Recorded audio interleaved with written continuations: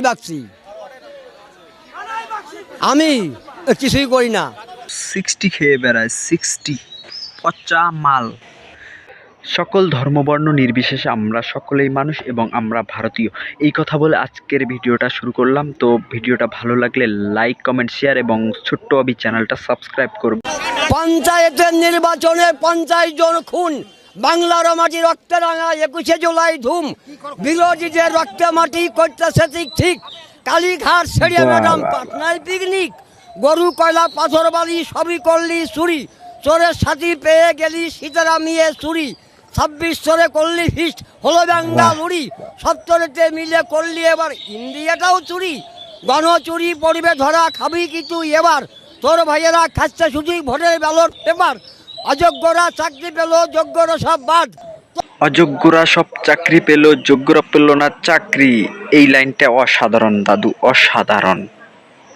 ওর জন্য খোলা আছে তিহার জেলের ছাদ, বারে বারে ডাকছে ইডি জমিয়ে খেলবো খেলা, ভাইপো যাবে তিহার জেলের দরজা আছে খোলা, একে একে সবাই যাবি খাবি তিহারের অন্ন, ভারতবাসী তাকিয়ে দেখবে জেলের মধ্যে চলছে দিদির নবান্ন, গঠবন্ধনে মিলে মিশে পাবি না দিল্লির গদি, 24তে বসবে আবার ভারত মাতার বীর সন্তান মাননীয় মোদী।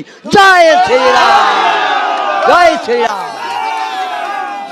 আরো আছে, আরো আছে, কানাই বাগচি।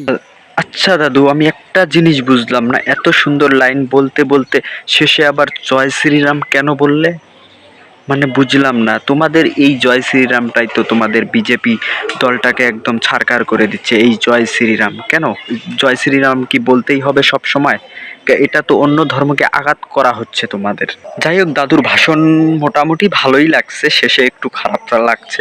তো ব্যাপার না, দাদু যা কথা বলছে একদম কঠিন সত্য এবং বাস্তব কথা। তবে এসব 60 মাল খেয়ে এসব বলছে, আমি নিশ্চিত যে 60 খাইছে। 60 না খেলে এমন কথা মুখ দিয়ে বা মন থেকে বেরোয় না, ঠিক আছে? 60 খাওয়ার পর অটোমেটিকই কবি কবি ভাব হয়ে যায় মানুষের। তো তাই হয়েছে দাদুর, একদম পৃথিবীর সমস্ত বুদ্ধি বর্তমান দাদুর মাথায় ঢুকে পড়েছে। 60 খাইলে এমন মনে হয়, ঠিক আছে? তো ভিডিওটা এই পর্যন্তই। ভালো লাগলে লাইক, কমেন্ট, শেয়ার করো।